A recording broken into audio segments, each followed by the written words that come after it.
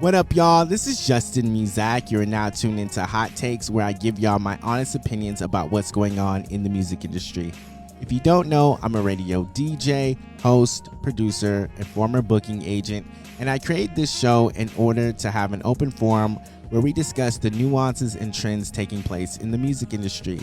And this week, I wanted to ask y'all, do you think we in American culture are addicted to nostalgia?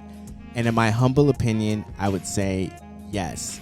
I am also focusing on hip hop because not only am I of the culture, the community, and I've been working in it for 12 years, but also I've been noticing a lot of artists sample the early 2000s, and I don't think that's by chance.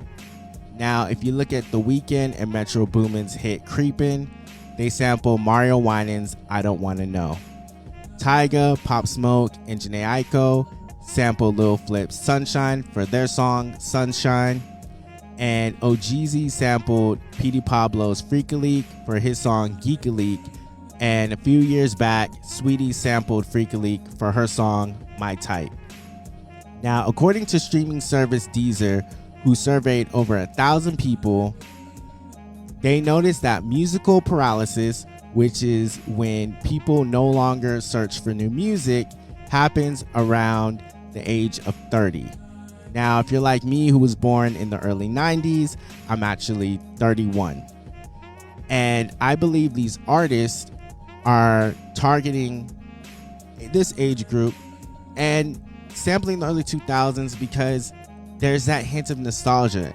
And also, too, because it shows people like, hey, here's my take on this classic. Here's my take on this hit. Also, according to Deezer's survey, 60% of people felt like they're in a musical rut. They just want to listen to music that they were listening to growing up. And then 26% said that they are not willing to listen or to discover new music, even if it's around or in their favorite genre. Now, think about that. People want to listen to the music that they grew up listening to. They have so many memories. It's a comfort zone for them. And I get it. Recently, I've been listening to early 2000s music. I'm a DJ, even though I have a radio show and I like to introduce new music to people. I've been listening to a lot of early 2000s rock, some pop rock, some things that just really take me back to my childhood. But a lot of people I know, just casual music fans, don't really go out and discover new music. And I think it's, once again, it's a comfort thing. People are saying that music isn't the same, or they're getting annoyed that everyone is sampling the early 2000s and the 90s. Now, there's further research that shows that once you hit your 30s, a lot of times people don't discover new music because their priorities shift. You know, most people are parents or taking care of their parents or working multiple jobs, especially this day and age because the cost of living is ridiculous. And the people who are discovering new music are people who are between the ages of 10 to 25, especially those who are in high school and in college. Now we're in an era where a lot of artists are breaking off of TikTok and Reels and everything like that. People are going viral.